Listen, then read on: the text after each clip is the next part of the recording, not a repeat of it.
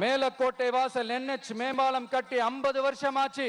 அது சரியா மேம்படுத்தலாம். அதை செஞ்சாங்களா? Thanjavur to Nagapattinam NH road வேலை பல வருஷமா நடக்குது. இன்னும் முடிச்ச பாடே காணும். அதை வேகப்படுத்தி முடிச்சிருக்கலாம். அதையாவது செஞ்சாங்களா? ரொம்ப முக்கியமா நெல்லு மூட்டையெல்லாம் மழை காலத்துல வெள்ளத்துல நனைஞ்சு நம்ம விவசாயிங்க எவ்வளவு வேதனைப்படுறாங்க.